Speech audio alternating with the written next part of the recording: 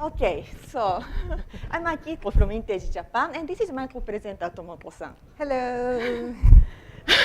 My name is Tomoko. Finally, the last presentation, and we were quite worried since yesterday because, well, how many people will stay here until the last presentation, because maybe some of you have to catch the flight to go home. Okay, raise your hand if you are prepared to keep sitting until we will finish our presentation. Raise your hand. You stay here till the end of our presentation. Thank you so much. So today, we will talk about our new approach to explore brand experiences with the aid of tarot cards. We call our approach recollection, repetition, and reflection. But first of all, I'd like to ask you a question. Who is your hero? A lot of names come up as heroes. Do you find your heroes among these people?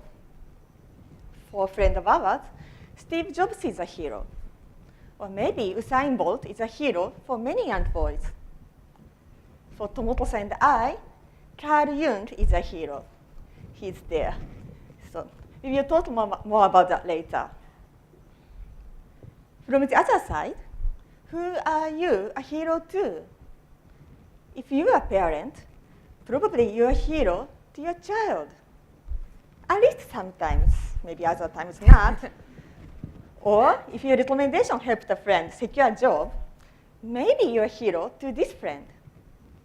Isn't it a nice feeling to be hero to the special person at a special time in a special way? We think it's a very nice experience. So today, we will talk about heroes and transformations, how our approach to explore brand experiences transform consumers to heroes for brands and for researchers. Along the way, we hope we can drop some hints that can make you a hero too. By the way, I wonder if heroes are always people. Well, maybe not always. For a friend of ours, Amazon.com is a hero because it helped him in many ways to achieve his dream as a professional writer. Or for another friend, BMW is a hero. Maybe BMW is a hero for some of you. So, yes, brands can be heroes. Certainly, not all brands are heroes, but it is important for brands to be heroes to its customers. If a brand is a hero, the customers will not only be willing to pay more, but they will be happy to play an important role as enthusiastic advocates and promoters of the brand, and eventually attract new customers. This happens when a strong customer-brand relationship is formed. We call this strong customer-brand relationship a bond. A bond transforms brands to heroes. This transformation happens through great brand experiences. Therefore, it is important for us to understand what great brand experiences are that foster a bond between customers and the brand. Before I move on, I better define what brand experience is. Brand experience is customer experience generated by interactions with a specific brand. To illustrate its characteristics, let me share the quote from Pine and Gilmore in their groundbreaking book, Experience Economy. Experiences are inherently personal. They actually occur within any individual who has been engaged on an emotional, physical, intellectual, or even spiritual level. The result? No two people can have the same experience, period. Each experience derives from the interaction between the staged event, in our case, brand, and the individual's prior state of mind and being. This gives us some hints what we should do next. We should gain access to this inner process that is unique to individual customers. But how can we gain access? This is the inner process. Well, by letting the customers share brand experiences with us. There are various ways of sharing experiences these days. Social media is one example. I believe most of you have accounts on social media, and maybe some of you have posted your experience of attending this conference yesterday or today. And I did it myself, well, I'm presenting here, and many friends encouraged me. And Tomoto-san, how many posts did you make? Countless. Countless. Countless. Yeah. So, without doubt, social media is a powerful tool to share experiences. But our question is, are new modern innovations always better than old ones? We don't really think so. Our view is that old can be as powerful as new. One such example of ancient and powerful methods of sharing experiences, oral storytelling. Oral storytelling has stood the test of time for centuries or even more. It is found in any culture as a means of sharing experiences, particularly without writing system. Besides, from psychological perspective, it is perfectly a natural way for humans to share experiences with others. Jerome Bruner, a renowned educational psychologist, stated that humans organize their experiences in the form of narrative. Think about a young child at the age of 2 or 3. Even such a young child can narrate their story of the day to their parents when they return from nursery. So, we've decided to utilize oral storytelling in our approach to explore brand experiences. So, how did we do that? We are market researchers, especially qualitative researchers. So, we decided to transform oral storytelling to a systematic approach of qualitative research. We also have to transform consumers' stories to actionable insights. Above all, we have to transform consumers to great storytellers. Were we successful? Yes, we were. Tomoto-san will tell you how. Thank you. Oh. This one. Okay, Forward. thank you. This one forward? Yes, This are you sure? Okay. Yes, I'm sure. Okay, let's go more practical. How we have utilized this ancient wisdom, and how we have utilized this ancient wisdom. Is it okay? Okay, and how we have realized the power of story.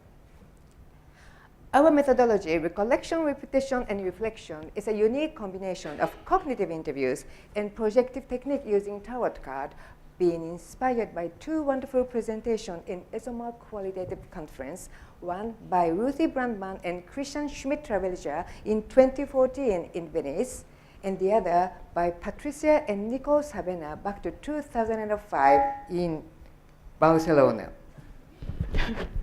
Let's start with cognitive interview, okay? Cognitive interview is a method originally employed in the police interrogation to enhance the memory retrieval of eyewitnesses or victims.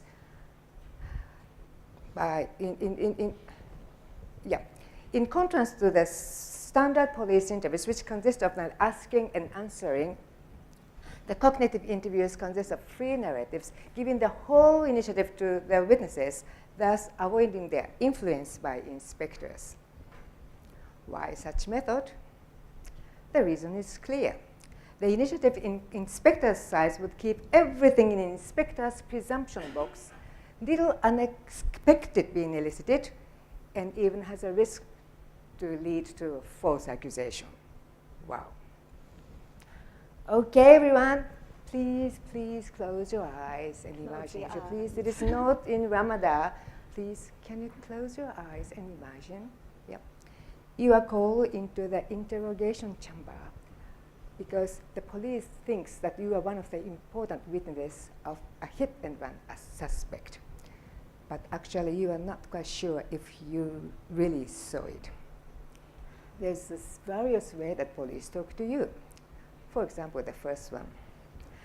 Did you see the yellow car which passed through the street A at super hyper speed? Yes? No? The second one. What color was the car which you saw at the crossroad of street A and B at the night of the day before yesterday? And the third one.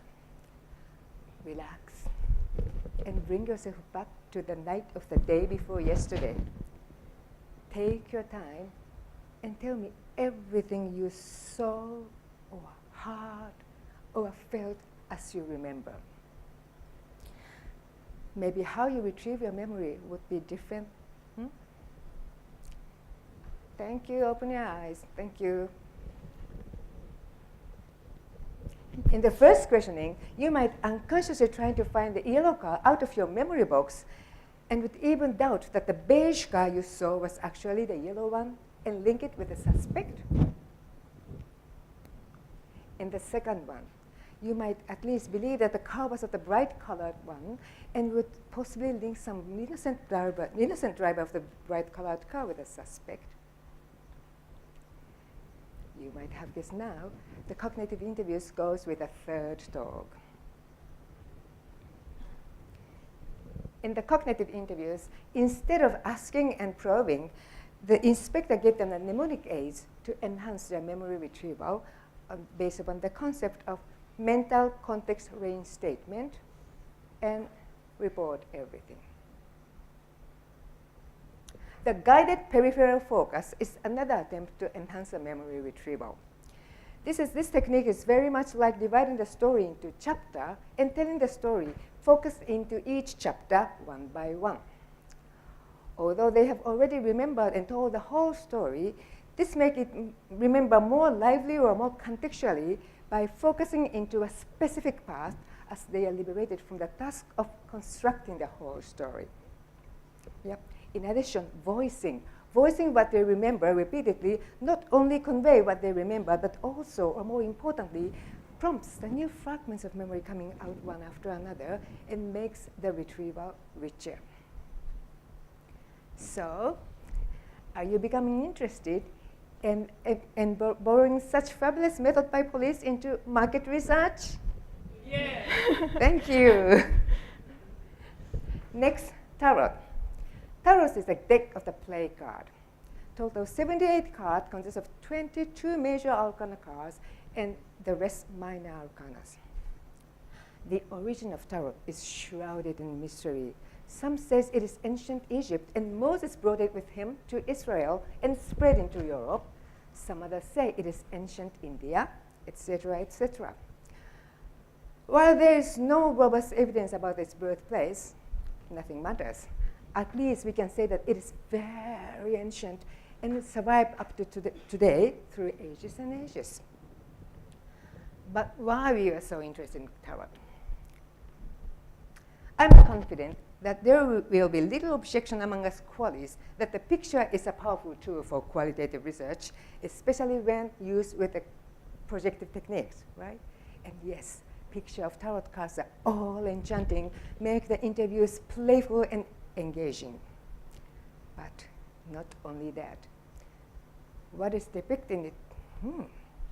Is something strange? Is it? Yeah, but anyway, something. What is depicted in tarot cards are symbols, symbols of archetypes. Archetypes are constituent of the collective unconscious theorized by one of the greatest psychiatric giants to date, Carl Gustav Jung. Jung said, while archetypes themselves are not directly represented, its motifs or image appears in characters such as great mothers or old wise men, or in storylines such as Hero's Journey. And referring to tarot itself, he also said that the set of pictures in the tarot cards were distantly descendant from the archetypes of transformation.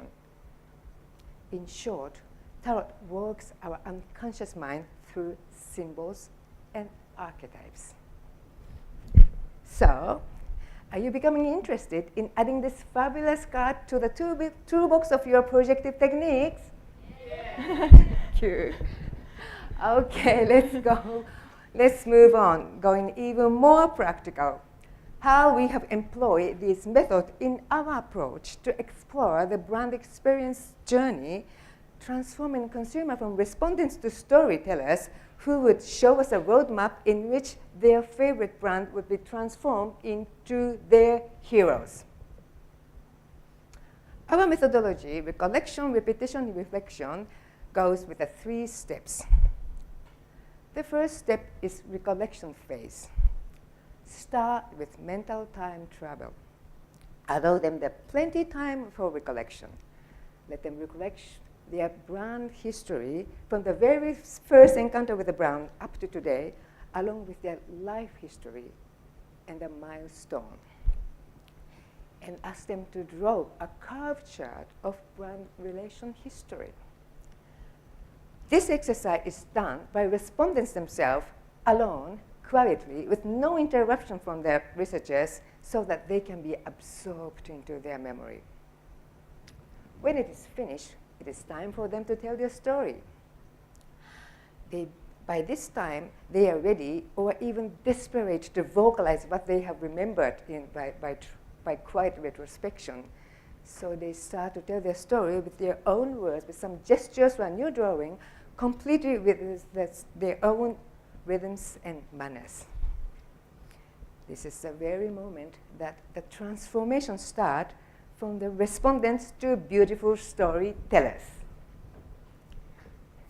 Next, repetition phase. When the storytelling is done, let them imagine that such a wonderful story will be published in a novel. Usually novels are divided into several chapters, so why not chaptering your story and title each chapter by your own vocabulary? Then tell the story again, this time chapter by chapter. So, what is the role of the researchers? What is the role of the researcher, do you think? First, listening. Second, listening. And third, more listening. Okay? In some parts or another, the story is so interesting that researchers are intrigued to ask some extra question or probe. But wait, once probe, the initiative shift from from respondents to researchers, natural narratives break, and finally weaken the power of the story. Instead, encourage them to tell more lively or more contextually or more in-depth by eye contact or gesture, or when it doesn't work, simply ask them to tell again. For researchers, it is harder than expected, since they are basically the species of inborn curiosity, and the long-trained professionality have made them automatically probe at the right moment. Yes, indeed. Before consumers are transformed from respondents to storytellers, we researchers have to make the self-transformation from the tactful probe magician to patient and brave listeners. Okay? The final step is reflection stage. When the storytelling is done, this is a time to explore what the brand means to them. The time for tarot. Spread a set of the card on the table and ask them to select the one associating with the emotional connection with the brand. Intuitively. Yes, just intuitively, and ask them to tell what made you select this card. When the brand relation changed, let's say from the childhood to teenage, from teenage to adults, as is often the case, they can also select the different card by stage or chapter by chapter.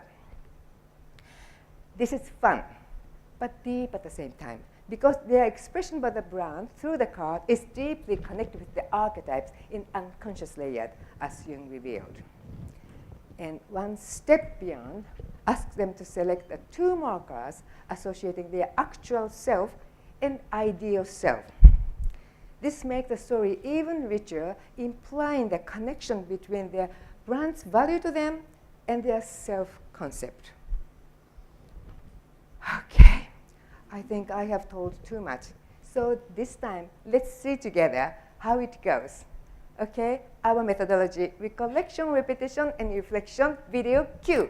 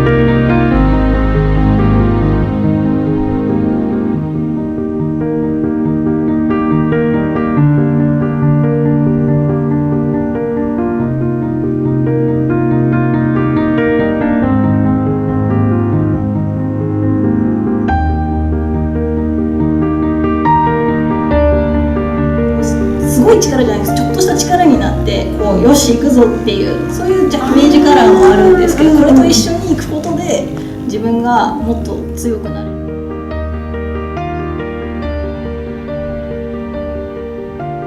なんだとか服に限らずもうちょっと大きいところでの知恵が入ってきたっていうのが。でここに理想の私と現実の私いますか？これが理想でこれが理想の自由じゃない感じと、例えば仕事を辞めて好きなことだけで生きていきたいな、でもそれだとお金を稼がなきゃいけないしとか、それが知的好奇心というのを満足させたいとか、なんだろう、でもこう新しくいろんなことを吸収しながらずっと生きていきたいなって思っている。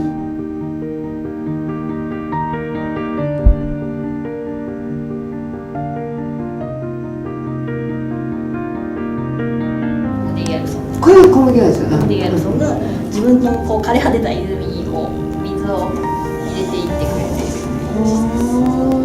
でこう星とかもたくさんあるので、こんな良さあんな良さ、世界はこういうふうにもっといいものがあるみたいな、そういう新しいことがどんどん自分の中にこう入ってくるっていうのが好きだから。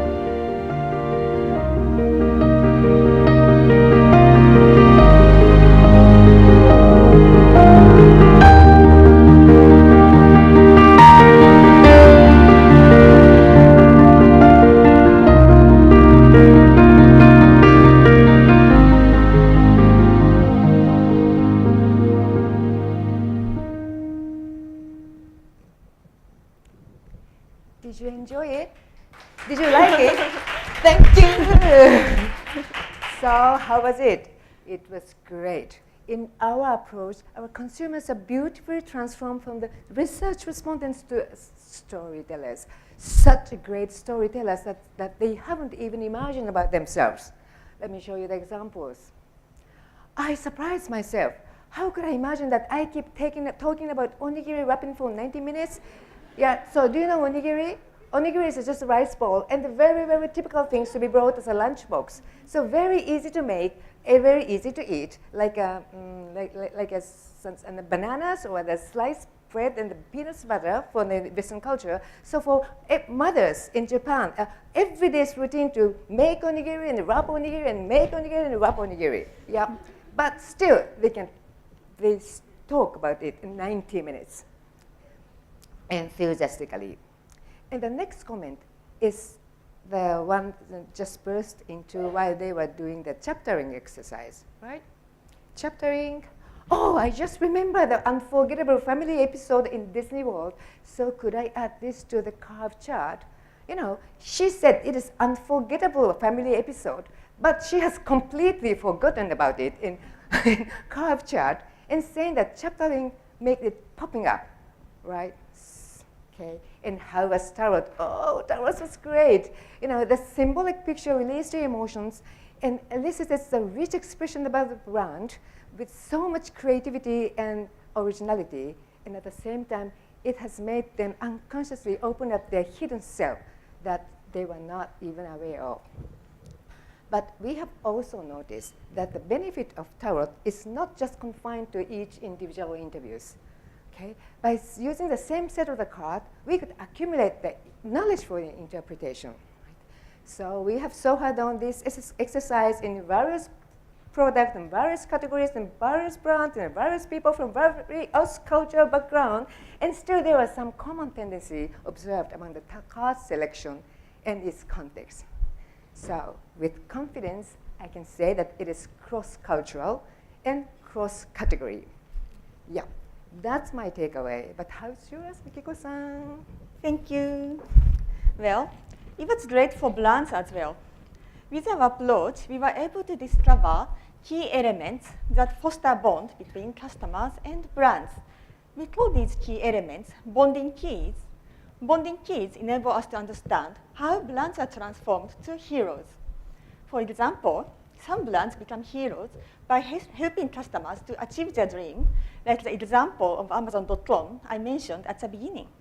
Or in other cases, brands become heroes by helping customers to construct their identities by reminding them of their roots or their origins, such as family or homeland. To be a little more specific, I'd like to share the quote from one of our clients, a chocolate brand. The brand manager said, "This approach revealed how customers' life events and their relationship with the brand had interacted with each other." Well, they've conducted hundreds of interviews, but they've never discovered it before. So, our approach identified the bonding key of the brand. The brand reminds the customers of their roots, such as their beloved family or best friends, and happy moments shared with these people. It was very good news for the brand indeed, because it was very much in common, or the same as their brand's core value, the value they were trying to deliver to its customers. So, this gave the brand very strong or very solid foundation upon which they can develop their communication strategies. Also, our approach identified factors of inflow to and outflow from the brand in relation to customers' life contexts. The brand's core value, sharing happy moments with loved ones, was actually found to be less relevant to certain consumer segments, such as older people whose grown-up children already left home. These people felt they had less or few people to share happy moments with after their children left them. But actually, they still had their spouse or friends to share happy moments with. So the brand modified the expression of the message in their communication a little so that their message can be more relevant to the context where these people lived in. To sum up, we've gone through how our approach, recollection, repetition, and reflection transformed consumers to great storytellers with the aid of cognitive interview and tarot. The great storytellers are also heroes for brands, not only because they are great fans of the brands, but also because their great stories inspire brands for further actions. At the same time, as I mentioned earlier, bringing the great experiences, brands become heroes as well. And last but not least, creating or generating this great transformation, we researchers can be heroes for brands and for consumers by making both happier. So this is nearly the end of our story. But well, before I close it, I'd like to thank you for all of you for your great ideas, great presentation, great knowledges exchanged at this conference. You are our heroes. And one final thing I want to say, Tomoko-san, thank you for your great ideas to develop this approach. You are my hero. You are my hero to make it happen. Thank you. Thank you.